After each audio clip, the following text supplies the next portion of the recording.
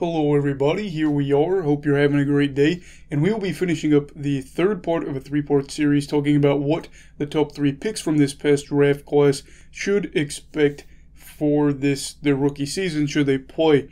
Today we'll be talking about Mason McTavish. I want to just keep saying McTavish, it just something about it. But anyway, McTavish. Before we start, please make sure to like and subscribe, and let's get into it. So Mason McTavish was a guy that a lot of people I think expected to go in the 10 range, somewhere around there before the start of the season. He is a prospect that is 6'2", 188 centimeters, 207 pounds, or 94 kilograms if you want to go that way. And he's a forward that can play a physical two-way game. And, you know, again, might have been somebody that, had you said they were going to go top 3 at the beginning of the year, they said, okay, maybe a little bit of a reach for there. And as he got closer to the draft, his stock rose. And a lot of people thought, okay, Detroit makes a lot of sense at 6. You had a lot of credible sites making their mock drafts and saying McTavish would go to Detroit. And the Ducks had other plans, picking him at 3. They love his game. Others probably won't. I can tell you right now that you're either going to love him or you're going to hate him. And it's probably going to be that you love him if he's on one of the teams you like. But if he is in your division, you're really going to hate him. I can tell you as a Canucks fan, I don't think I'm going to like him, and it's not that I'm not going to like him as a person, but as a player. The thing that makes him so likable and unlikable, if that's even a word, is his net front presence. This guy is a chippy guy that'll get, not physical, crazy physical, but, you know, he will do what he has to do to get defensemen out of his way, and he's going to battle for dominance down low, and it's not going to be soft. He is not going to be a guy that doesn't want to go in there and do what he's got to do to get the job done. And he's probably going to get a few pokes in on the goalie if the puck is stuck, the whistle's not blown, or maybe the whistle's already blown. I could see him being a guy that starts a lot of fights. Maybe he's not somebody that instigates a fight itself, but starts them.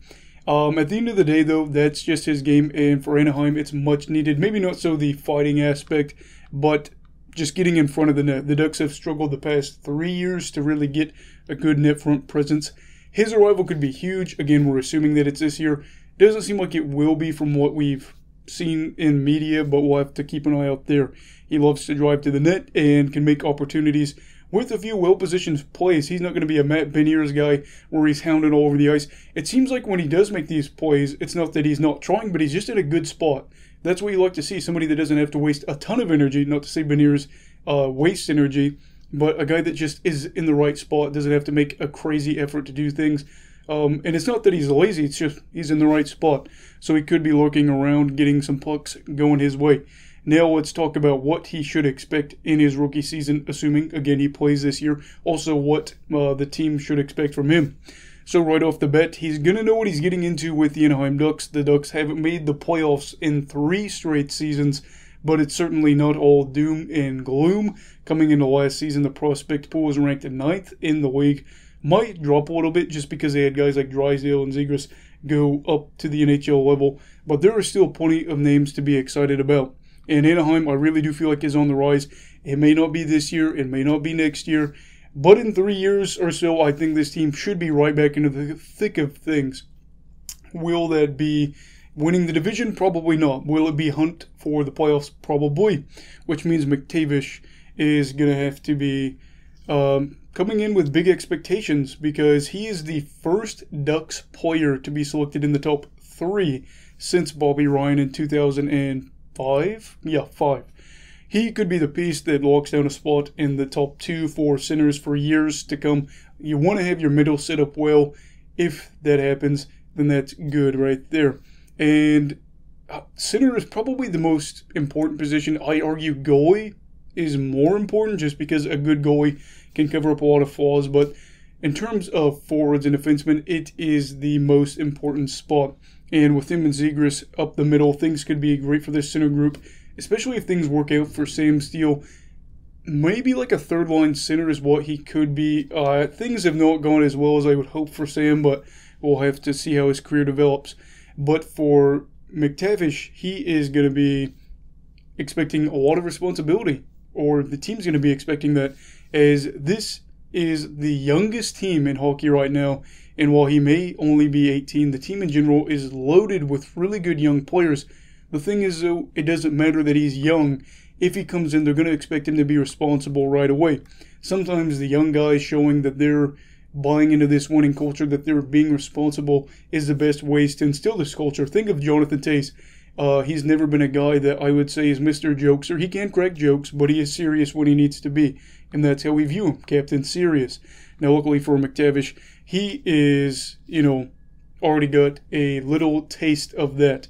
He's played one season in the OHL for the Peterborough Petes, and he played in the second highest division in Swiss hockey, registering 11 points, 9 goals, 2 assists, and 13 games played.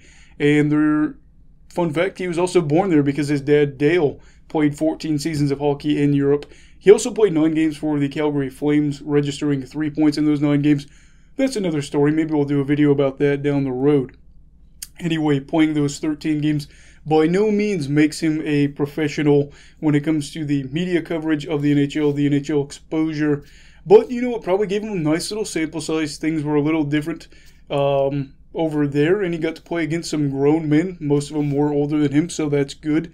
Now, what should the Ducks expect from him? Probably that he won't be ready right away. He could take a few years to develop, and that seems to be the consensus for a lot of people, or consensus.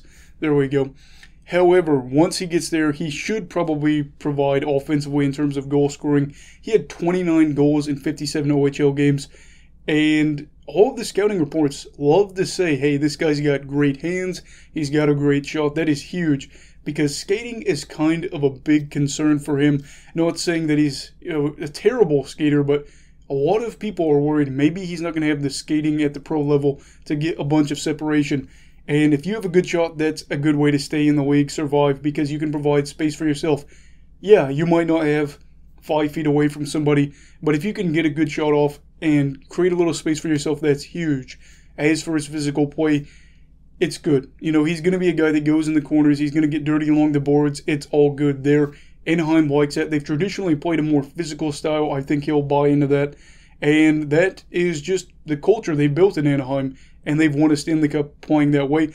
Obviously, you don't need to be everybody a goon or anything like that, but in a market like Anaheim, if you aren't winning and you aren't, buying in and playing and sacrificing your body or making sure that you're wanting to hit something like that or trying to just go all out, it could get a little rough with the crowds, but I don't expect that to be a problem with him at all.